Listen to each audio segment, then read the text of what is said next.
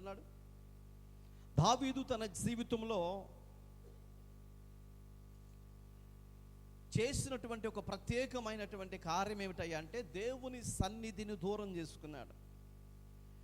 నిత్యము ప్రార్థన చేస్తూ, దేవుని దగ్గర విచారణ చేస్తూ, దేవుని దగ్గర కనిపెట్టి ఇలా ఉండే ఒక వ్యక్తి ఒక్కసారిగా దేవునికి దూరం అయిపోయి ప్రార్థన చేయకుండా తనంతట తాను తీసుకున్న నిర్ణయాన్ని బట్టి నిజంగా చూస్తే ఏమైపోయిందంటే ఆకీషు రాజుకి అప్పగించబడిపోయాడు. బానిసపు బ్రతుకులోకి వెళ్ళిపోయాడు. తను ఊహించని పరిస్థితుల్లోకి వెళ్ళిపోయాడు. అక్కడ మనం గమనించాం, చూసారా? నీ దాసుడైన నేను అని సంబోధిస్తూ మాట్లాడతాడు. ఒకప్పుడు అంతకంటే పెద్ద ఎత్తుగా బలశాలిగా ఉన్నటువంటి ఒక వ్యక్తి ఉన్నాడు. అతను ఎవరంటే గొలియాతు. ఆ గొలియాతును ఏమన్నాడు తెలుసా? ఏమన్నాడు? సున్నతి లేని ఫిలిష్తీయుడు అని పిలిచాడు. ఇప్పుడు అలే సున్నతి లేని ఫిలిష్తీయుడు ఏమంటున్నాడు? నీ దాసుడైన అని సంబోధిస్తున్నాడు. అంటే ఓ మనిషి దేవునికి దూరం అయిపోతే పరిస్థితులు ఎంత దారుణముగా దిగజారిపోతాయో మనకు అర్థమవుతుంది.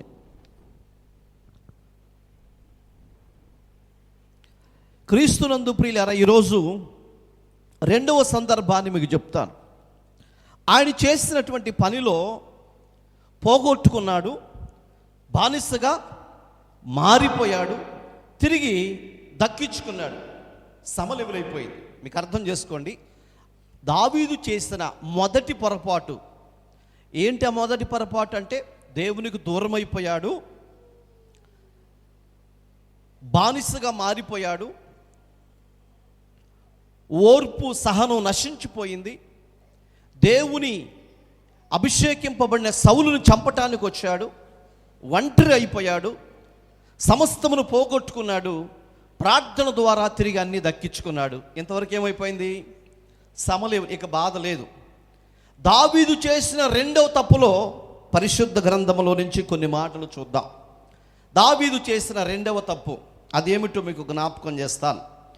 ప్రియమైనటువంటి వారులారా, దావీదు దగ్గరికి వెళ్ళే ముందు మరొక వ్యక్తి ఉన్నాడు. ఆ వ్యక్తి గురించి దానియేలు గ్రంథము 2వ అధ్యాయము 37వ వచనాన్ని చదువుకుందాం.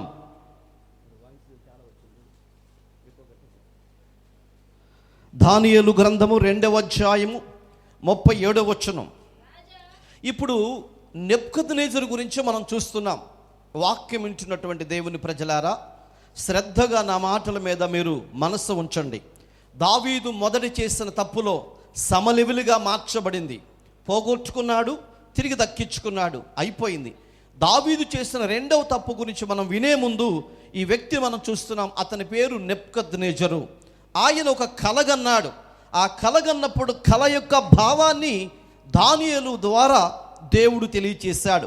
37వ వచనాన్ని, రాజా, పరలోకమందున్న దేవుడు రాజ్యమును, అధికారమును, బలమును, ఘనతయు తమరికి అనుగ్రహించి ఉన్నాడు. స్తోత్రం చెప్దామా?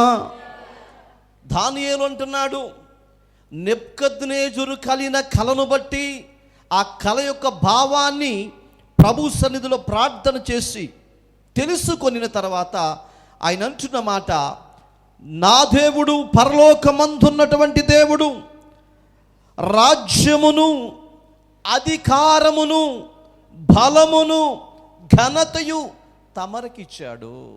ఎవరికి ఇచ్చాడండి? నెబుకద్నెజరుకి ఇచ్చాడు. నెబుకద్నెజరుకి ఇచ్చాడు.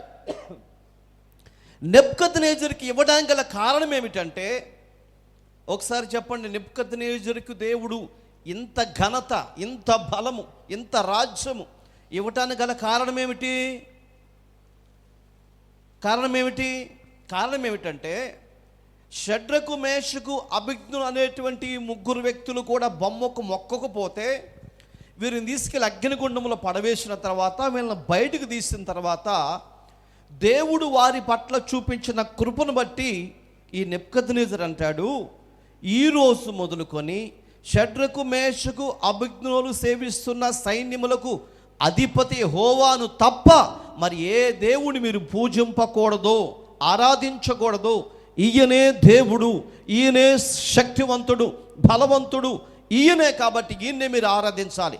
అలా కాకుండా ఒకవేళ మీరు ఎవరికైనా మొక్కినట్లు ఉంటే వాళ్ళ కుటుంబాన్ని నేను నాశనము చేస్తాను, వాళ్ళ కుటుంబాన్ని పాడు చేస్తాను, వారిని భూమి మీద లేకుండా చేస్తానని ఒక శాసనాన్ని ప్రకటించాడు. అంటే దీని అర్థం ఏమిటంటే ఆయన సామ్రాజ్యములో ఉన్న ప్రజలందరినీ దేవుని వైపుకు త్రిప్పాడు. స్తోత్రం. వినాలి దేవుని వాక్యాన్ని. ఆయన సామ్రాజ్యములో ఉన్న ప్రజలందరినీ ఎటువైపు తిప్పాడు? కొన్ని గంటల ముందు ఒకటే చెప్పాడు, ప్రతి ఒక్కరు వచ్చి బొమ్మకు మొక్కాలన్నాడు. దేవుడు చేసిన కార్యమును బట్టి ఇప్పుడేమంటున్నాడు? ఈ బొమ్మకు కాదు మనం మొక్కవలసింది, సర్వశక్తిమంతుడైన దేవునికి మాత్రమే ఆరాధన చేయాలి. స్తోత్రం. ఘనుడైన దేవుని మాత్రమే స్తుతించాలి. మహిమ ఘనత ప్రభావములకు అధికారి అయిన దేవుని మాత్రమే మనం గణపరచాలని ఆయన ఒక శాసనాన్ని ప్రకటించాడు. అప్పుడు దేవుడండి నెబుకద్నెజరును చూశాడండి. స్తోత్రం. ప్రపంచమంతటిని ఎటువైపు తిప్పాడు? దేవుని వైపు తిప్పాడు. దేవుడు నెబుకద్నెజరును చూశాడు. ఎప్పుడైతే నెబుకద్నెజరును చూశాడో అతన్ని ఆశీర్వదించడం ప్రారంభించాడు. ఎంతలా ఆశీర్వదించాడంటే ఇప్పుడు అంటున్నాడు దానియేలు గారు, ఆ మాటల్లో మనం చూస్తున్నాం, రాజా నెబుకద్నెజరు రాజా, పరలోకమందున్న దేవుడు రాజ్యమును, అధికారమును, బలమును, ఘనతయు తమకు అనుగ్రహించి ఉన్నాడు. తమరు రాజులకు రాజై ఉన్నారు. దేవునికి మహిమ కలుగునుగాక. దానియేలు అంటున్న మాట, భూమి మీద పరిపాలిస్తున్నటువంటి రాజులందరికంటే నా దేవుడు నిన్ను ఎక్కువగా ఘనపరిచాడు. తన బలమును నీకిచ్చాడు, తన ఘనత నీకిచ్చాడు. భూమి మీద ఉన్నతుడుగా దేవుడు నిన్ను చేశాడు. ఎందుకు చేశాడు? ప్రపంచమంతటిని ఆ దేవుని వైపు తిప్పాడు కాబట్టి దేవుడు ఇతని వైపు తిరిగాడు. ఈరోజు వాక్యం వింటున్నటువంటి వారులారా, నీవు నీ సంఘాన్ని దేవుని వైపుకు త్రిప్పగలిగితే, నీ కుటుంబాన్ని దేవునికి అప్పగించగలిగితే, నీ మనస్సును దేవునికి అప్పగించగలిగితే, నీ బిడ్డలను దేవునికి అప్పగించగలిగితే, నువ్వు దేవుని వైపు చూడగలిగితే, నీ సంఘము దేవుని వైపు చూడగలిగితే, మీ ప్రాంతము దేవుని వైపు చూడగలిగితే, దేవుడు మీ ప్రాంతము వైపు, దేవుడు మీ కుటుంబం వైపు, దేవుడు మీ వైపు చూస్తాడు. ప్రియులరా, ఆయన చూశాడు అంటే ఇక నువ్వు ఆశీర్వాదములో మొదటి మెట్టు ఎక్కినట్లే. స్తోత్రం. ఆయన ఎందుకు నిన్ను చూస్తున్నాడు అంటే, ఆయన చూశాడంటే నీ చీకటి బ్రతుకులు ఇక మాయమైపోయినట్లే. వెళుతూ ఉన్నాడు, మార్గ మధ్యలో నుంచి ఒక స్వరం వినబడుతుంది, దావీదు కుమారుడా యేసు నన్ను కరుణించమని ఒక స్వరం వినబడుతుంటే వెళ్ళేటువంటి యేసు క్రీస్తు ప్రభువారు అక్కడ నిలిచి అతని వైపు చూశాడు. ప్రియులారా, అతని వైపు చూశాడు. చూసిన వెంటనే అతనుకున్న దరిద్రత విడిచిపెట్టింది, అతనుకున్న గుడ్డితనం వెళ్ళిపోయింది.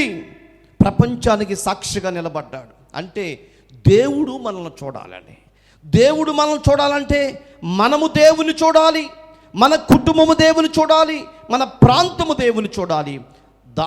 నెబుకద్నెజరు అదే చేశాడు. దేవుడు అతన్ని చూసి రాజ్యమును, అధికారమును, బలమును, ఘనతయు నెబుకద్నెజరుకి అనుగ్రహించాడు. తర్వాత 38వ వచనం చూస్తే, ఆయన మనుషులు నివసించు ప్రతి స్థలమందును, మనుష్యులనేమి, భూజంతులనేమి, ఆకాశ పక్షులనేమి అన్నిటి యందు ఆయన తమర చేతికి అప్పగించి ఉన్నాడు. స్తోత్రం చేద్దాం. హల్లెలూయా. ఇక్కడ గమనించండి, నెబుకద్నెజరు ఎంతలా దీవించబడుతున్నాడో, ఎంతలా ఆశీర్వదింపబడుతున్నాడో, రాజులందరికంటే హెచ్చుగా ఉంచాడు. ఆయన అంటున్నాడు, భూమి మీద పక్షులనేమి, జంతువులనేమి, మనుషులందరిపైన నీకు అధికారం ఇచ్చాడు దేవుడు, నీకు అప్పగించేశాడు. దానియేలు ఈ ప్రజలందరిని ఎవరికి అప్పగించాడు చెప్పాలి? దానియేలు ఆ సమాజములో, సామ్రాజ్యములో ఉన్న ప్రజలందరినీ ఎవరికి అప్పగించాడు? దేవునికి అప్పగించాడు. దేవుడు ప్రతిఫలంగా ఈ నెబుకద్నెజరుకి ఏమి ఇచ్చాడంటే, ఈ మనుషులందరిపైన అధికారం ఇచ్చాడు. పక్షులన్నిటిపైన, జంతువులన్నిటిపైన, భూమి మీద పండుతున్న పంటంతటిపైన అధికారం ఇచ్చేశాడండి. ఇవన్నీ నీకు అప్పగించాను. వీటన్నిటిని ఎంతలా దీవించబడ్డాడో. తర్వాత మాట చదవండి. వారందరి మీద తమరికి ప్రభుత్వమును అనుగ్రహించి ఉన్నాను. దేవునికి స్తోత్రం. తమందరి పైన, ఈ భూమి అంతటి పైన, ఈ ప్రకృతి పైన, జంతువుల పైన, పక్షుల మీద, మనుషుల మీద, ఇదంతటి పైన నీకు అధికారం ఇచ్చాను. అధికారమే కాదండి, పై వచనంలో చూస్తాం మనం, అధికారమును, బలమును, ఘనతయు ఇచ్చాడంటండి. ఇవన్నీ కూడా నెబుకద్నెజరుకు అప్పగించబడ్డాయి. దేవునికి మహిమ కలుగును గాక.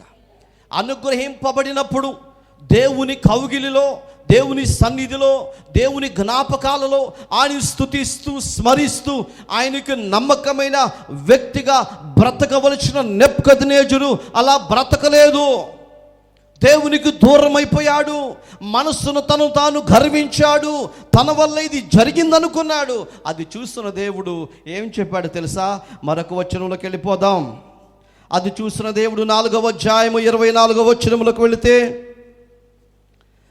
4వ అధ్యాయం 24వ వచనం, రాజా ఈ దర్శన భావమేమనగా, దీనికంటే కొద్దిగా ముందు మనం ఏమనుకున్నాం? దేవుడు అధికారాన్ని ఇచ్చాడు, రాజ్యాన్ని ఇచ్చాడు, రాజులందరిపైన అధికారం ఇచ్చాడు, భూమి మొత్తం నీకు అప్పగించాడు అనుకున్నాం.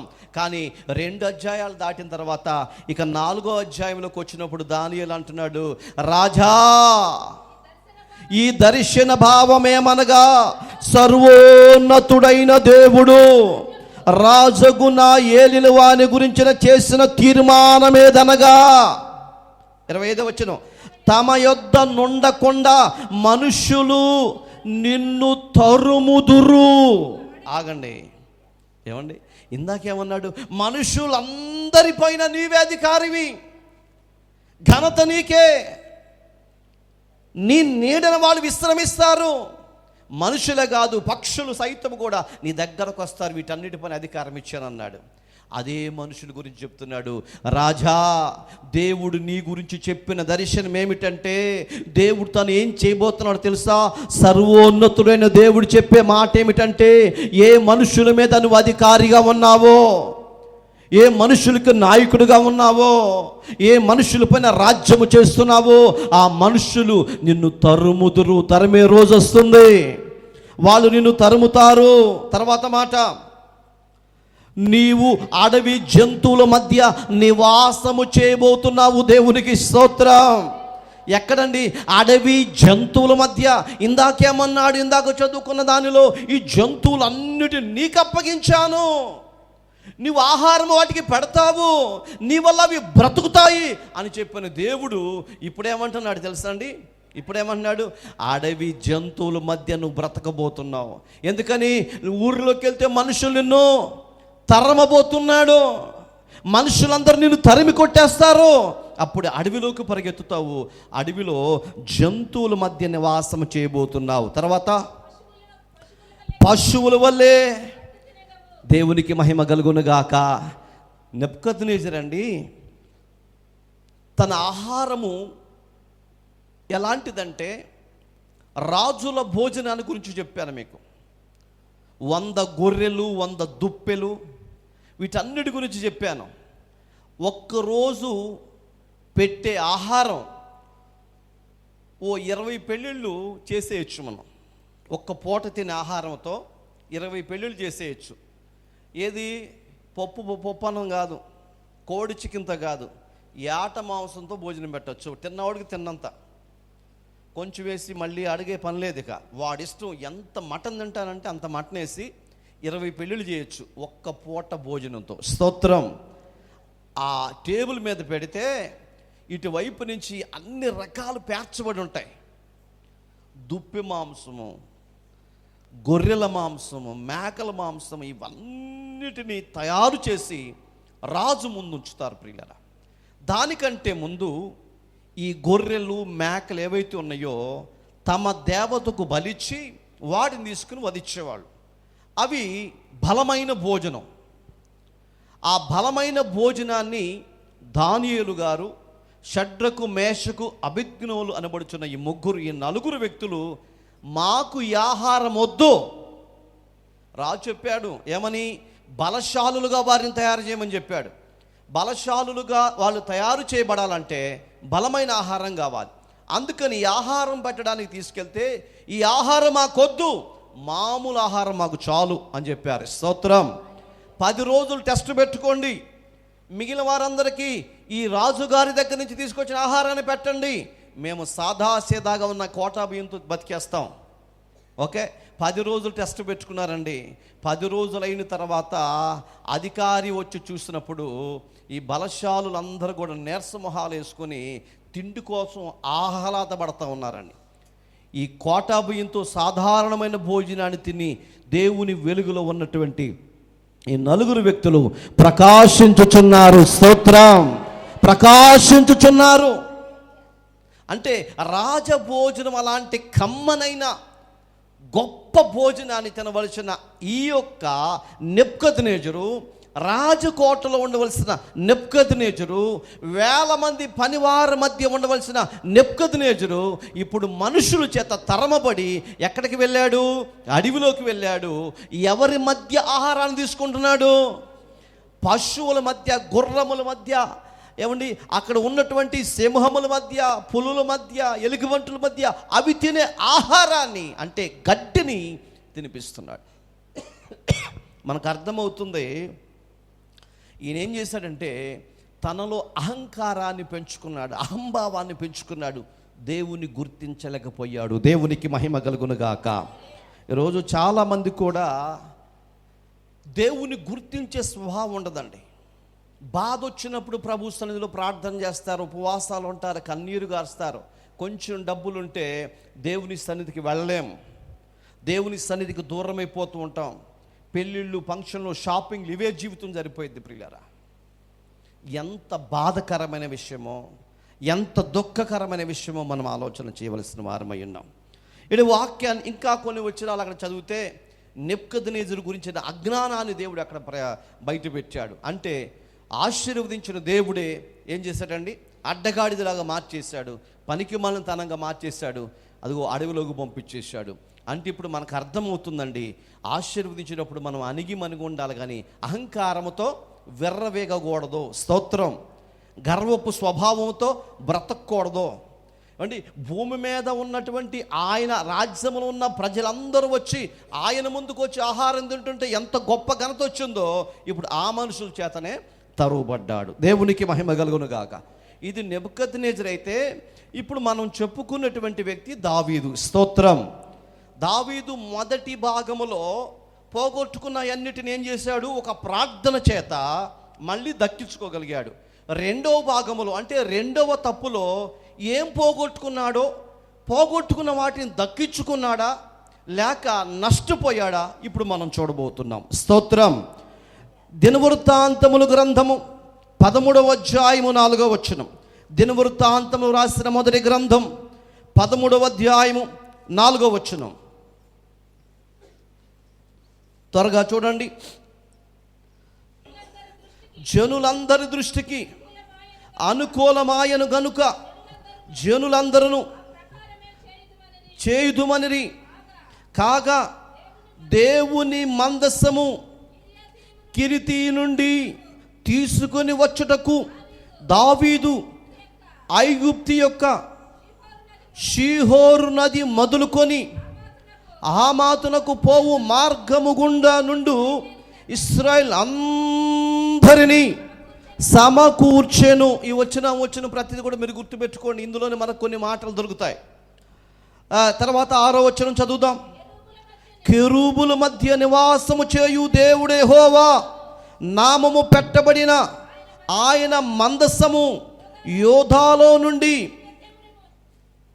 కిర్యాతము అనబడిన బాలా నుండి తీసుకుని వచ్చుటకై అతడును ఇశ్రాయేలు అందరూ అచ్చటికి పోయిరి. వారు దేవుని మందసము క్రొత్త బండి మీద ఎక్కించి అబినాదాబు ఇంట నుండి తీసుకుని వచ్చిరి. దేవునికి మహిమ కలుగునుగాక. బైబిల్ మీరు ప్రక్కన పెట్టుకోండి, నా మాటలు జాగ్రత్తగా వినండి. ఇప్పుడు దావీదు చేసిన రెండవ పొరపాటును మీ ముందు ఉంచుతున్నాను. మీరు గమనించండి ప్రియమైనటువంటి వారలారా, దావీదు ఏం తెచ్చుకోవాలనుకున్నాడు చెప్పాలి ఏమా? దేవుని మందసాన్ని తెచ్చుకోవాలనుకున్నాడు. అక్కడ రాయబడిన మాట, కెరూబుల మధ్య నివాసము చేయు దేవుడు యెహోవా నామము పెట్టబడిన ఆయన మందసము. ఓకే, మందసాన్ని తెచ్చుకుని ఎక్కడ పెట్టుకోవాలనుకున్నాడు? ఆయన నివాస స్థలములో, లేకపోతే ఆయన యొక్క ఏమంటారు రాజకోటలో పెట్టుకోవాలనుకున్నాడు. ఇప్పుడు ఒక ప్రశ్న అడుగుతున్నాను, దావీదుకు మందసం ఎందుకు? ఓకే, దావీదునకు మందసంతో పనేంటి చెప్పండి, ఎవరైనా చెప్పండి, పురుషులు స్త్రీలు, మందసంతో పనేంటి? హలో చెప్పాలి. ఆ దేవుడే, మందసములో దేవుడు ఉన్నాడు అంటే తండ్రి అయిన దేవుడు. యెహోవా చేత స్వయంగా రాపించినటువంటి మోషేకు అప్పగించిన 10 పలకలు మందసములో ఉన్నాయి. రెండవది, ఒక పాత్రలో మన్నాతో నింపబడిన పాత్ర దానిలో ఉంది, అది క్రీస్తును సూచిస్తుంది. అహరోను సిగురించిన కర్ర ఉంది, పరిశుద్ధాత్మ దేవుని సూచిస్తుంది. అంటే త్రియేక దేవుడు ఈ మందసంలో ఉన్నాడు. ఈ మందసానికి పైన కెరూబులు ఉన్నారు, కాపలాదారులుగా ఉన్నారు. ఇంతవరకు బాగానే ఉంది. ఇంత గొప్ప మందసాన్ని, లేకపోతే దేవుడున్న మందసాన్ని ఎందుకు ఆయన కోటలోకి తెచ్చుకోవాలనుకున్నాడు? దేనికోసం అంటే ఆయన గేటుకు అడ్డంగా పెట్టుకుంటే జనం వెళ్ళే బోళ్ళు రాకుండా ఉంటాను, అందుకోసమా? మరి ఏదో ఒక కారణం ఉంటుందిగా. మందసాన్ని తెచ్చుకోవడానికి గల కారణం ఏమిటి? మందసంతో పనే ఉంది. అర్థం కాల? ఒక్కసారి ఆలోచన చేయండి. ఆలోచన చేయకపోతే నేనేం చెప్పలేను మీకు. మందసం ఎందుకు? ఒకసారి ఇశ్రాయేలు అందరూ టపా టపా టపా చచ్చిపోతున్నారు, యుద్ధం జరుగుతుంది.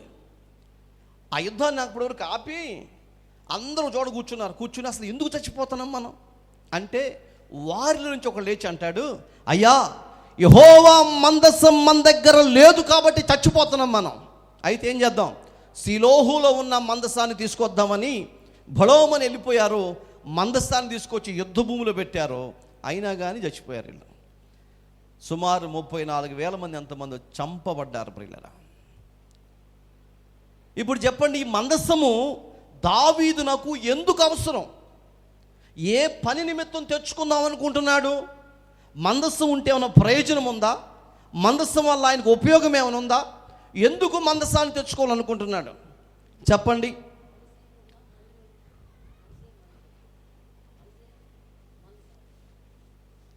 ఇంకా స్తోత్రం, ఏదో ఒకటి చెప్పండి. మందసం ఎందుకు? మనం గేటు పెట్టుకుంటాం ఎందుకు? ఓ చిన్న క్వశ్చన్ అడుగుతాను, చెప్పండి. ప్రతిరోజు మనం భోజనం వండుకుంటున్నామా? ఎందుకు? మరి అదన్నా తెలిసింది కదా. తింటే ఏమొచ్చింది? బలం వచ్చింది, శక్తి వచ్చింది, బ్రతుకుతాం. మందసం ఎందుకు? వెరీ గుడ్, దేవుని ఆశీర్వాదం కోసం మందసం. ఇంకా ఆశీర్వాదిస్తాడేమో అని ఆ మందసాన్ని తెచ్చుకున్నారు. ఇంకేం చెప్తారా? ఓకే, ఇప్పుడు మందసము మన ఇంట్లో ఉంటే ఆశీర్వదింపబడుతుంది అని దావీదు అనుకున్నాడు, అంతేనా? అది మందసము ఇంట్లో ఉంటే ఆశీర్వాదం వచ్చిందని ఎవరు చెప్పారంటే, మందసము మధ్యలో ఆగిపోయినప్పుడు ఒబేదేదేము ఇంటిలోకి మందసం వెళ్తే 3 నెలల్లో వాడు దీవించబడ్డాడు. ఓకే, అది ఎప్పుడు తెలిసింది? మార్గ మధ్యలోకి వచ్చిన తర్వాత తెలిసింది అది. మరి దావీదు ముందుగానే మందసం మన ఇంట్లో ఉంటే మన ఇల్లు దీవించబడిందని ఎలా అనుకుంటాడు? ఆశీర్వాదం ఎప్పుడు బయటపడింది? విడవబడిన తర్వాత. మార్గ మధ్యలో ఒబేదేదోము ఇంటిలోకి మందసం వెళితే అప్పుడు ఆశీర్వాదం రహస్యం బయటపడింది. మరి అప్పటి వరకు దావీదుకు తెలియదుగా. ఇప్పుడు మీరు గమనించాలి. ఇక్కడ ఏంటి గమనించాలంటే, ఇంతకు ముందు ఒక వచనాన్ని చదివాం. ఈ వచనంలో మనకు అర్థమవుతుంది. చూడండి, 5వ వచనం.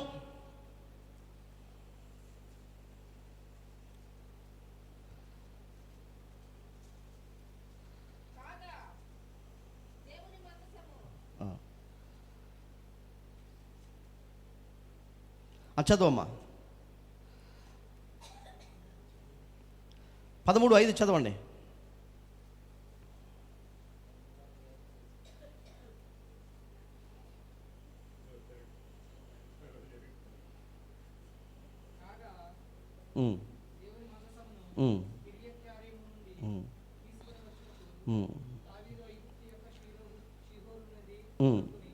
షీహోరు నది మొదలుకొని హమాతునకు పోవు మార్గము నుండి ఇశ్రాయేల్ అందరినీ సమకూర్చెను. ఈ వచనాన్ని గుర్తుపెట్టుకోండి.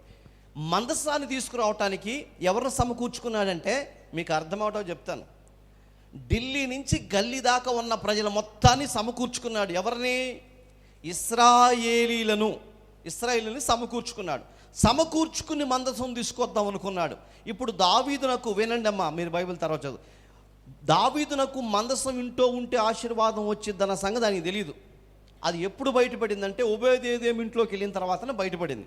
దావీదు తీసుకురావటానికి మొదటి కారణం ఏంటో చెప్తాను. రెండవది ఆయన చేసిన తప్పు ఏంటో కూడా చెప్తాను, వినండి. మొదటి కారణం ఏంటంటే ఇశ్రాయేల్ అందరినీ సమకూర్చాడు. ఎక్కడికి సమకూర్చాడు? రాజకోట దగ్గరకు వచ్చాడు. వచ్చిన ప్రతి ఇశ్రాయేలీయుడు రాజుగారి దగ్గరకు వచ్చినప్పుడు ఏం చేయాలి? రాజుగారి దగ్గరకు వచ్చిన ప్రతి వ్యక్తి కూడా రాజు చిరకాలము జీవించునుగా కానీ రాజుకు సాష్టాంగపడి నమస్కారం. మందసాన్ని తెప్పించడానికి మొదటి కారణం ఏమిటంటే ఘనత కొరకు చూశాడు. వచ్చిన ఇశ్రాయేలీయులందరూ ఇప్పుడు ఆయన ఘనపరచడమే కాకుండా ప్రతి సంవత్సరము బలి అర్పించడానికి వచ్చేటువంటి ఇశ్రాయేలీయుల సమూహము దావీదును ఘనపరిచి వస్తారని తన ఉద్దేశాన్ని వ్యక్తపరుచుకున్నాడు. ప్రియులారా, ఘనత కొరకు తాను హెచ్చించుకోవటం కొరకు ప్రయాసపడ్డాడు. మందసాన్ని తెచ్చుకోవాలనుకున్నాడు. ఆ ప్రకారమే మందసం కొరకు క్రొత్త ఎడ్ల బండిని సిద్ధపరిచాడు. అన్ని ఆచారాన్ని ఆచరించాడు. ప్రియులారా, దేవుని కలిగినటువంటి దావీదు, బలమును కలిగిన దావీదు, పరాక్రమము కలిగినటువంటి దావీదు, దేవుని అడుగు జాడల్లో నడవవలసిన దావీదు, దేవునికి కృతజ్ఞతుడై ఉండవలసిన దావీదు, దేవుని వలన హెచ్చింపబడిన దావీదు అని చేసినటువంటి పొరపాటు ఏంటి తెలుసా? అన్యాచారాన్ని ఆచరించాడు. ఈరోజు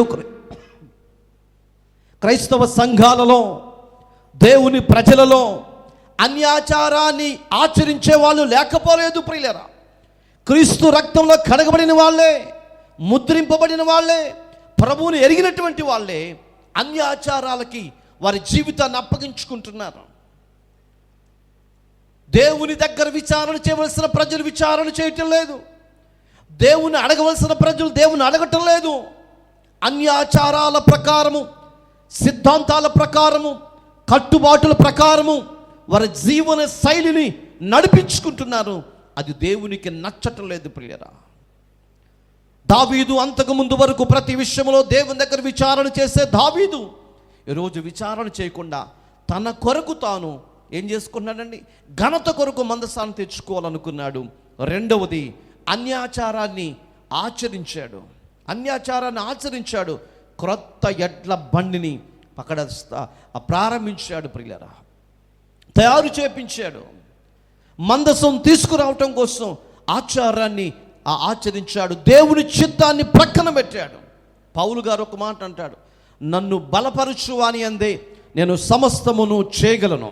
బలపరిచే దేవుని దగ్గర నివాసము చేస్తున్న మనము, బలపరిచే దేవుని కలిగినటువంటి మనము సర్వోన్నతుడు దేవుని కలిగిన ప్రజలమైన మనము ఆయన ఇష్ట ప్రకారం, ఆయన సిద్ధాంతం ప్రకారం బ్రతకవలసిన మనము ఈరోజండి లోకపు ఆచారాల ప్రకారం మన బ్రతుకులు మనమే నాశనం చేసుకుంటున్నాం. పిల్లి ఎదురొస్తే ముందుకెళ్ళకూడదు, ఎలకి ఎదురొస్తే ముందుకెళ్ళకూడదు, తుమ్మితే ముందుకెళ్ళకూడదు, శుక్రవారం డబ్బులు ఇవ్వకూడదు, మంగళవారం డబ్బులు ఇవ్వకూడదు. ఆచారాలు, కట్టుబాటులు, సిద్ధాంతాలు. ఈ సిద్ధాంతాల పరిస్థితుల మధ్య సంఘము ఏమైపోతుందంటే పరిశుద్ధాత్మ దేవునికి దూరం అయిపోతుంది. ప్రియులారా, దేవుని సన్నిధికి దూరం అయిపోతుంది, దేవుని ప్రణాళికకు దూరం అయిపోతుంది, దేవుని ఆశీర్వాదానికి దూరం అయిపోతున్నారు. ఆచారాలు పాటించడం వల్ల దేవునికి దూరం అయిపోయే పరిస్థితులు. ప్రియులారా, నా దేవుడు నీ జీవితంలో ఏమి జరగాలో ముందుగానే లిఖించి పెట్టాడు. ఆయన ఇష్ట ప్రకారమే నీ జీవితం జరుగుతుంది. నువ్వు అనుకున్నది జరగదు ఎప్పటికీ, నీ తలంపులు నెరవేరవు ఎప్పటికీ. ఆయన ఆలోచన మాత్రమే భూమి మీద నెరవేరుతుంది.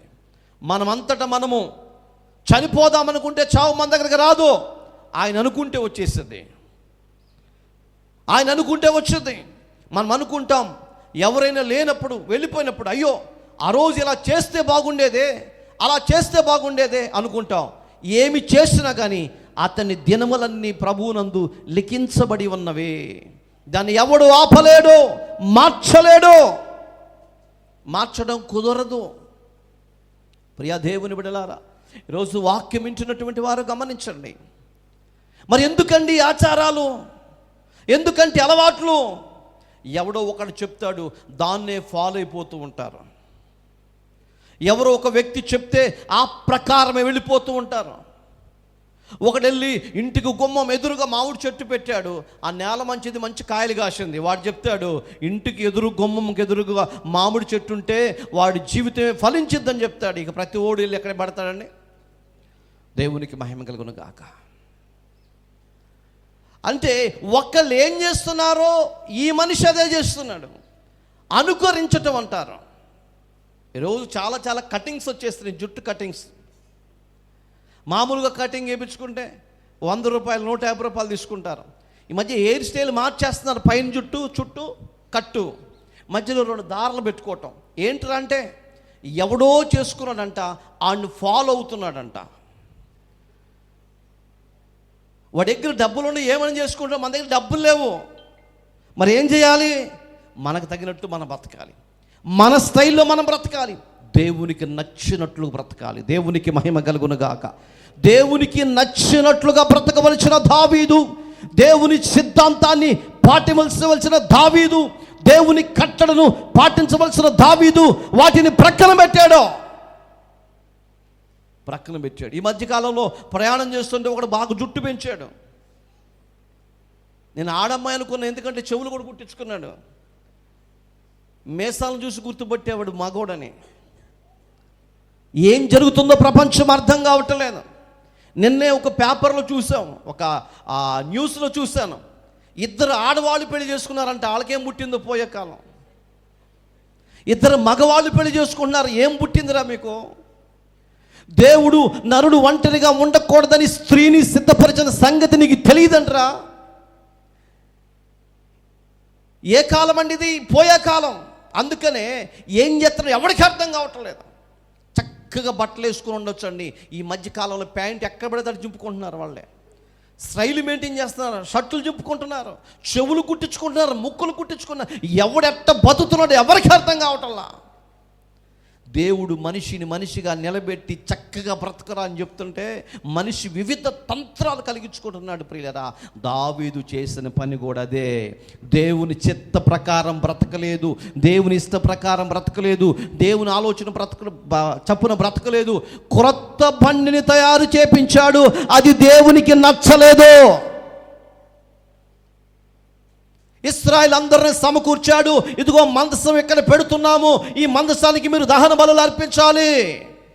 మందసం పలానా చోట ఉందని తెలిస్తే ప్రజలందరూ వస్తారు. అది గమనించాడు దావీదు. తనను తాను హెచ్చించుకోవాలనుకున్నాడు.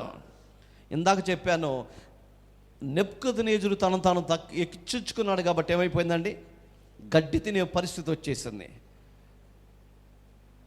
శ్రేష్టమైన భోజనాన్ని అనుభవించవలసిన వ్యక్తి గడ్డి తినేటువంటి దౌర్భాగ్య పరిస్థితి వచ్చింది. అంటే తాను హెచ్చించుకోకూడదా? హెచ్చించుకోకూడదండి. నెబుకద్నెజరు హెచ్చించుకున్నాడు, గడ్డిని మేశాడు. ఇప్పుడు దావీదు తనను తాను హెచ్చించుకోవాలనుకున్నాడు, అది నచ్చలేదు. అక్కడ మనం చూస్తాం, చూడండి ఏం జరిగిందో. కాస్త ముందుకెళ్దాం.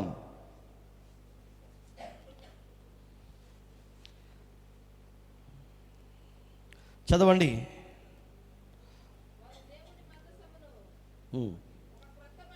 ఒక క్రొత్త బండి మీద ఎక్కించుకొని అబీనాదాబు ఇంట నుండి తీసుకొని వచ్చిరి. ఉజ్జయిను బండిని తోలిరి. దావీదును ఇశ్రాయేలు అందరును పూర్ణ శక్తితో దేవుని సన్నిధిని పాటలు పాడుచు స్వరమండలమును తంబూరాను వాయించుచు బోరలు ఊదుచుండిరి. సీదోను కళ్ళమునొద్దకు వచ్చినప్పుడు ఎడ్లకు కాలు జారినందున మందసమును పట్టుకొనవలనని రగులు కొనెను. దేవునికి మహిమ కలుగునుగాక. స్తోత్రం చెప్పండి అందరూ. మీరు ఇక బైబిల్ చూడవసరం లేదు, నా మాటలు వినండి ప్రియులరా. దావీదు క్రొత్త బండి తయారు చేయించాడు దేవుని చిత్తానికి వ్యతిరేకంగా. మందసాన్ని దాని మీద పెట్టిన తర్వాత ఓ ప్రాంతానికి రాగానే అక్కడ మనం రాయబడిన మాట, ఎడ్లకు కాలు జారినందున. స్తోత్రం. మనిషి కాలు జారిద్ది, ఎడ్లకు కాలు జారిద్దా? జారిద్దా లేకపోతే ఏమైంది? ఎడ్లకి ఏదైనా మెత్తగా ఉంటే అక్కడ దిగేసిపోయినప్పుడు ఆ ఎద్దు ఏం చేస్తుందంటే ఇంకా 3 కాళ్ళు ఉంటాయి దానికి. ఓకే, మనకంటే 2 కాళ్ళే. ఒక కాలు జారినప్పుడు 2వ కాళ్ళ మీద నిలబడలేక పడిపోతాం మనం. ఎద్దుకి ఎన్ని కాళ్ళు ఉంటాయి? ఈ మధ్య 4 ఉంటున్నాయి. 4 ఉంటున్నాయి కాబట్టి ఒక్కటి జారిన దానికి వెంటనే దేవుడు జ్ఞానం ఇచ్చాడు కాబట్టి దాన్ని తాను సరి చేసుకోగలిగింది. ఒకవేళ 2 కాళ్ళు గనక జారితే మోకాళ్ళ మీద అది ఉండిద్దే కానీ అటో ఇటో పడిపోదు. స్తోత్రం. హల్లెలూయా. పాడదు. ఏంటి మీరు గమనించండి, ఒక ఎద్దుకు కాలు జారింది. ఓకే, ఇప్పుడు ఒక ఎద్దుకు కాలు జారిందా? ఎడ్లకు కాలు జారిందా? ఒక్కసారి ఎలా జారింది? దేవుడు అనుకుంటే జరిగిద్దండి. స్తోత్రం. మనం అనుకుంటే అది జరగదు, దేవుడు అనుకుంటే అది జరుగుతుంది. అది దేవుని చిత్తం కాదు కాబట్టి ఎడ్లకు ఒక్కసారిగా కాలు జారింది. అది పడల మందసం, పడదు కూడా మందసం, ఎందుకంటే అది దేవుని మందసం. ఒకవేళ ఆ మందసము పడిపోతుంటే దేవదూతలు వచ్చి పట్టుకుంటారు, కానీ భూమి మీద పడనీయుడు నా దేవుడు. స్తోత్రం. ఎందుకండి? సర్వశక్తి మంత్రుల దేవుని మందసం అది. తండ్రి అయిన దేవుడు, కుమారుడైన క్రీస్తు, పరిశుద్ధాత్మ దేవుడు ఉన్న మందసం అది. ఆ మందసం జారి కిందలా పడితే పడదు. ఎడ్లకు కాలు జారిపోతున్నట్లుగా దేవుడు చేశాడు. అక్కడ ఉన్న ఒక వ్యక్తి వెంటనే చేయి చాపి మందసాన్ని పట్టుకున్నాడు. అక్కడికక్కడ పడి చనిపోయాడు. దేవునికి స్తోత్రం. హల్లెలూయా, హల్లెలూయా. చనిపోయాడు. మందసాన్ని అక్కడ పెట్టి వెనక్కి వచ్చేసారు. ఇక నేను ముగిస్తున్నాను ప్రియులరా. దావీదు చేసినటువంటి 2వ తప్పుకి ఒక వ్యక్తి బలైపోయాడు. దావీదు చేసిన మొదటి తప్పులో తాను సరిచేసుకున్నాడు, ప్రభు వైపు చూశాడు, నష్టం ఏమీ కలగకుండా తిరిగి అన్నీ సంపాదించుకున్నాడు. ఆ చాప్టర్ క్లోజ్ అయిపోయింది. 2వ దాని దగ్గరకు వచ్చేసరికి ఏం జరిగిందయ్యా అంటే, ఒకటి తనను తాను గణపరుచుకోవాలనుకున్నాడు, 2వది అన్యాచారం పాటించాడు. ఈ 2 దేవునికి నచ్చలేదు కాబట్టి ఎడ్లకు కాలు జారేటట్లు చేశాడు. ఎడ్లు కాలు జారిపోతుంటే ఒక వ్యక్తి బలైపోయాడు, ఒక వ్యక్తి చనిపోయాడు. దావీదులో కలవరం వచ్చింది, భయం వచ్చేసింది, వెనక్కి వచ్చేసాడు. ప్రియమైనటువంటి వారలారా, దేవునికి మహిమ కలుగునుగాక. ఆ ఉజ్జయిని మళ్ళీ మనం తిరిగి బ్రతికించగలుగుతామా? పోయిన ప్రాణాన్ని తిరిగి దక్కించుకోగలుగుతామా? చేయలేమండి. దావీదు చేసినటువంటి 2వ తప్పులో ఒక వ్యక్తి మరణించాడు. ఓ వ్యక్తి మరణించేశాడు ప్రియులరా. ఎందుకని? దేవుణ్ణి మందసంతో పెట్టుకున్నాడు, అన్యాచారంతో పెట్టుకున్నాడు, తాను గణపరుచుకోవాలనుకున్నాడు. ఇవి దేవునికి నచ్చలేదండి. మొదటి తప్పులో తనకై తాను బానిసగా వెళ్ళిపోయాడు, తాను పిచ్చోడుగా చేసుకున్నాడు. కానీ తిరిగి ప్రార్థన చేసి దేవుని దగ్గర నుంచి ధైర్యాన్ని తెచ్చుకున్నాడు. దేవుడు ఆ సమస్యను అక్కడే క్లోజ్ చేశాడు. ఎక్కడొచ్చిన సమస్యలు అండి, ఎడ్లకు కాలు జారినప్పుడు, ఉజ్జయి చచ్చిపోయినప్పుడు దావీదు మోకరించి ప్రార్థన చేశాడా? చేయలే. మరణాన్ని చూశాడు, వెంటనే భయం వేసింది. ఆ ఓబేదేదేమి ఇంటిలో మందసాన్ని పెట్టి వెళ్ళిపోయాడు. రెండవ తప్పులో ఓ వ్యక్తి చచ్చిపోయాడు. ప్రియులరా, ఒక తప్పును క్షమిస్తాడు దేవుడు, రెండో తప్పు కూడా క్షమిస్తాడు అనుకుంటున్నావా? క్షమించడమ్మా, దేవుడు క్షమించడు. అందుకనే జాగ్రత్త.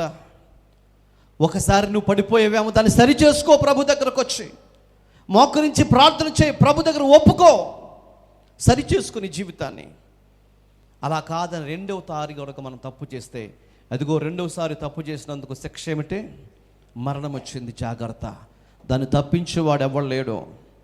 ఎడ్లకు కాలు జారేలాగా చేసిన వాడు దేవుడే. ఎందుకయ్యా అలా చేశాడంటే, రెండవ తప్పు చేశాడు ఈయన. తనను తాను హెచ్చించుకోవాలనుకున్నాడు. స్వార్థం ఉంది అక్కడ. దేవునికి ఘనత రావాలన్న ఉద్దేశం లేదు అక్కడ. నన్ను నేను ఘనపరుచుకోవాలనుకున్నాడు. అన్యాచారాన్ని పాటించాడు. ఈరోజు సంఘములో ఉన్నటువంటి వ్యక్తులు ఎంతమంది అన్యాచారాలు పాటిస్తున్నారో ఒక్కసారి ఆలోచన చేయండి ప్రియులారా. ఇది చేయకూడదు అంటామే, అదే అన్యాచారం. వెళ్ళకూడదు అంటామే, అదే అన్యాచారం. ఇది మనకు లేదు అంటామే, అదే అన్యాచారం. అది ఏ పనైనా ప్రభు దగ్గర పెట్టండి, ప్రభువే నిన్ను నడిపిస్తాడు. స్తోత్రం. ప్రభుతో చెప్పండి, ఇది చేయవచ్చా చేయకూడదా, చేయాలా వద్దా అని. నిన్ను నువ్వు అప్పగించుకున్నప్పుడు, ఆ పరిశుద్ధాత్మ నీలో ఉన్నప్పుడు, చేయాలి అనుకుంటే ఆ పరిశుద్ధాత్మ దేవుడు నిన్ను ముందుకు నడిపిస్తాడు. వద్దు అనుకుంటే ఆటంకపరిచి వేరొక దిక్కుకు నిన్ను నడిపిస్తాడు. ప్రియులారా, దేవునికి మహిమ కలుగును గాక. అవునంటారా? అవునా? ఒక చిన్న మాట చెప్పి నేను ముగిస్తాను. ఒక దినాన పౌలు శీల వాళ్ళిద్దరు పడుకున్నప్పుడు పౌలు గారు ఒక మాట చెప్పాడు. శీల, మనం ఉదయాన్నే లేచి ఇదిగో ఈ ప్రాంతానికి ఇటువైపుకి వెళ్ళాలి మనం, కాబట్టి ఉదయాన్నే లేచి రెడీ అయిపో అని చెప్పాడు. సరేయా అన్నాడు. ఆయన పడుకున్నారు, ఇద్దరు పడుకున్నారు. ఉదయాన్నే లేచి ఆ శీల రెడీ అవుతున్నాడు. పౌలు గారు కూడా రెడీ అయిపోయాడు. రెడీ అయిపోయిన తర్వాత బయలుదేరారని బయలుదేరి ఇటు వెళ్ళవలసినటువంటి వీళ్ళిద్దరూ ఇటువైపు తిరిగాడు పౌలు గారు తిరిగినప్పుడు శీల అంటున్నాడు, సార్ ఇటు వెళ్దామన్నావు కదా, రాత్రి ఇటువైపుకి వెళ్దామన్నావు కదా, ఇటు ఎందుకు నడిపిస్తున్నావు అని అంటే, నా దగ్గరికి పరిశుద్ధాత్మ దేవుడు రాత్రి వచ్చాడు, నాతో చెప్పాడు ఇటు వద్దు ఇటు వెళ్ళమని చెప్పాడు అన్నాడు. స్తోత్రం. హల్లెలూయ. అప్పుడు శీల, అబ్బో చెప్పొచ్చాడయ్యో అంటే మీకులాగా చూశారు. పరిశుద్ధాత్మ దేవుడు అంట, ఆత్మ అంట, ప్రవచనం అన్నట్టుగా మీకులాగా చూశారు. స్తోత్రం. నవ్వండి, మీకులాగా మీలాంటాడు కదా శీల. అలా అని ఇట్లా చూశాడు. చూసి ఏం మాట్లాడకుండా, ఎట్టయినా గురువు గారు కదా, ఏమనకుండా సైలెంట్గా ఉన్నాడు. మనకి ఎందులో పోని అని. ఇక అక్కడ తీసుకెళ్ళిన తర్వాత ఒక దయ్యం వస్తే దయ్యాన్ని వెళ్ళగొట్టారు. ఊళ్ళో వాళ్ళందరూ పోగయ్యి వీళ్ళని పట్టుకుని ఈత బెత్తాలతో చితగొట్టేశారు. అంతే. కొట్టకుండా ఎట్టగొట్టారంటే చితగొట్టేశారు. రక్తం గారిపోయినట్టు కొట్టారు. కొట్టేతలకి శీల గారు ఎదురిచ్చే ధైర్యం లేక గురుగారి వైపు చూసి ఇటు చూస్తున్నాడు. నిన్నేమో అటు వెళ్దామన్నావు, ఇప్పుడు పరిశుద్ధాత్మ దేవుడు అన్నావు, ఇదేనా పరిశుద్ధాత్మ దేవుడు అన్నట్టుగా చూశాడు, ఎక్కిరిచ్చినట్లుగా. స్తోత్రం.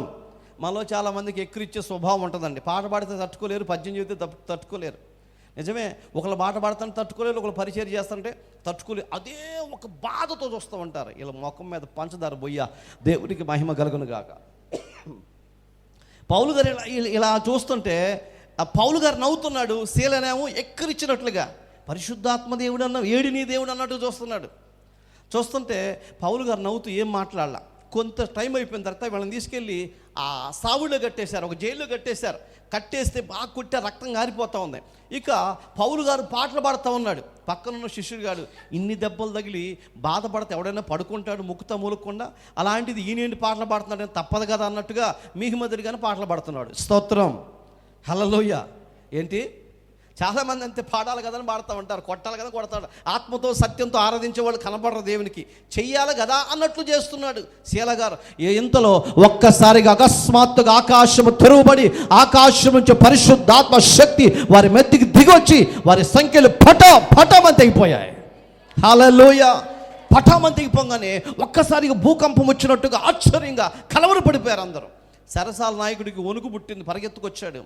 కనపాళ్ళ వీళ్ళు కత్తి తీసి పొడుచుకోబోతుంటే, అయ్యా నువ్వే హాని చేసుకోవద్దు, మేము ఎక్కడే ఉన్నాం, ఎక్కడే ఉన్నాం, పరిగెత్తుకొచ్చాడు, చూశాడు, అయ్యా మీరేంది వెళ్ళిపోలేదు, మీ సంఖ్యలు తెగిపోయి, ఎలా తెగిపోయినాయి, ఎక్కడి వరకే భూకంపం వచ్చింది ఏంటి, మీ దేవుడు సర్వశక్తిమంతుడయ్యా, మహిమ కలిగిన దేవుడు అయ్యా, ఆ దేవుడు నాకు కావాలి. స్తోత్రం. ఇప్పుడే వచ్చి నాకు బాప్తిస్తం ఇవ్వండి, మీరు పొందిన రక్షణ మాకు కావాలి అని అంటే, ఆ మాట అడుగుతూ ఆయన వణిగిపోతా ఉంటే పౌలు గారు మెల్లిగా శీలాంక చూశాడు. స్తోత్రం. చూస్తే శీల తలదించుకున్నాడు. ఎందుకంటే పరిశుద్ధాత్మ దేవుని కార్యం ఎదుట ఎవరైనా తలదించవలసిందే. తాత్కాలికమైన సమస్యలు రావచ్చు, తాత్కాలికమైన బాధలు రావచ్చు, తాత్కాలికమైన ఇబ్బందులు రావచ్చు, తాత్కాలికమైన పరిస్థితులు ఎదురు జరగవచ్చు. అయినప్పటికీ కూడా నిన్ను నువ్వు గణపరుచుకునే పరిస్థితి రాకూడదు. దేవుని చట్టానికి వ్యతిరేకమైన పనులు నువ్వు చేయకూడదు. దేవుని సిద్ధాంతాలు నువ్వు మార్చకూడదు. లోకపు అన్యాచారాలు నువ్వు పాటించకూడదు. అలా పాటిస్తే శ్రమ తప్పదు ప్రియులారా. అలా పాటించాడు దావీదు. దేవుని పరిశుద్ధాత్మను అనుసరించాడు పౌలు గారు. కుటుంబము రక్షింపబడింది. ఆ కుటుంబం అంతటితో ఆగిపోయిందా? ఆ గ్రామములో సంఘమే కట్టబడింది. దేవుని ప్రజలు లేపబడ్డారు ప్రియులరా. ఇది ప్రపంచ చరిత్రలో నిలిచిపోయింది. అంటే పరిశుద్ధాత్మ దేవుడు చేసే ఏ కార్యమైనా అది చరిత్రలో నిలిచిపోయింది. మన సొంత కార్యాలు ఏదైనా ఏమైపోతాయండి? నాశనం అయిపోతాయి ప్రియులరా. అందుకనే దేవుని ఆత్మ చేత ఎంతమంది నడిపించబడతారో వారందరూ దేవుని పిల్లలవుతారు. దేవునికి స్తోత్రం. ఈరోజు నేను ముగిస్తూ ఉన్నాను. దావీదు చేసిన రెండవ పొరపాటు ఏమిటయ్యా అంటే, ఇదిగో మనం గమనిస్తూ ఉన్నామండి, ఆయన తనను తాను గణపరచుకోవాలనుకున్నాడు. క్రొత్త ఎడ్ల బండిని సిద్ధపరిచాడు, అన్యాచారాన్ని ఆచరించాడు, దేవునికి దూరం అయిపోయాడు. ఓ వ్యక్తి చనిపోయాడు. దేవునికి దూరం అయిపోయే పరిస్థితి ఎంత దారుణంగా ఉందో చూడండి ప్రియమైనటువంటి వాళ్ళు. అన్యాచారం పాటించడం వల్ల ఏమైపోతుందో చూడండి. విడిచిపెట్టేద్దాం, దేవుని చిత్త ప్రకారం బ్రతుకుదాం. మనకు కాదు ఘనత, దేవునికే రావాలి. దేవునికి స్తోత్రం. మహిమ, ఘనత, ప్రభావాలు దేవునికి మాత్రమే చెందాలి. మనకు ఆశీర్వాదం రావాలంటే, ఆశీర్వాదం రావాలంటే మనం గణపరుచుకోవద్దు, అన్యాచారాలు పాటించొద్దు. దావీదు చేసిన తప్పును మరలా మనం చేయవద్దు. జీవితాలు మార్చుకుందాం, ప్రభు కొరకు మనం అప్పగించుకుందాం. తల వంచుని ప్రార్థన చేసుకుందాం. మమ్మల్ని మిక్కిలిగా ప్రేమించిన పరలోకపు తండ్రి, ఘనుడానికి స్తోత్రాలు. నీ మహాకృపను బట్టి నీ మాటలు మాకు వివరించారు. దావీదు తన జీవితంలో చేసిన రెండవ పొరపాటు మేము విన్నాము నాయనా, నీకు వందనాలు. ఎంతో భయంకరమైన పరిస్థితి ప్రభువా. తను తాను గణపరుచుకోవాలని, హెచ్చించుకోవాలని నీ మందసాన్ని తెచ్చుకున్నాడు ప్రభువా. ఎంత భయంకరమైన పరిస్థితి. ఇశ్రాయేలు అట్లాగే ప్రభువా, ఇదిగో వారికి యుద్ధములో చనిపోతున్నారని ఆ యుద్ధ భూమిలోకి నీ మందసాన్ని తీసుకొచ్చి పెట్టారయ్యా. తప్పు చేశారు తండ్రి, తప్పు చేశారు కాబట్టి సుమారు 30,000 మంది సంహరింపబడ్డారు నాయన. అదే తప్పు దావీదు చేశాడు ప్రభువా. తనకు ఘనత రావాలని నీ మందసాన్ని ప్రభువా ఇదిగో తండ్రి తన గుడారంలో పెట్టుకోవాలని చూశాడు నాయన. దాని వలన ప్రభువా ఓ వ్యక్తి చనిపోయాడు ప్రభువా. భయంకరమైన పరిస్థితి ఎదురైంది ప్రభువా. నీకు వందన. అని ఆచారాన్ని పాటించాడు తండ్రి. మేము అలాగ బ్రతకకుండా నీ చిత్త ప్రకారం నీ పరిశుద్ధాత్మతో మేము నింపబడి బ్రతికే భాగ్యము దయచేయమని ప్రార్థిస్తూ, ఈ లైవ్లో వీక్షిస్తున్న ప్రతి ఒక్కరిని దీవించండి. యూట్యూబ్ ఛానల్ ద్వారా వాక్యం వింటున్న ప్రతి ఒక్కరిని మీరు ఆశీర్వదించమని, దీవించి బలపరచమని యేసయ్య నామములో ప్రార్థన చేసి వేడుకుంటున్నాము తండ్రి. ఆమేన్.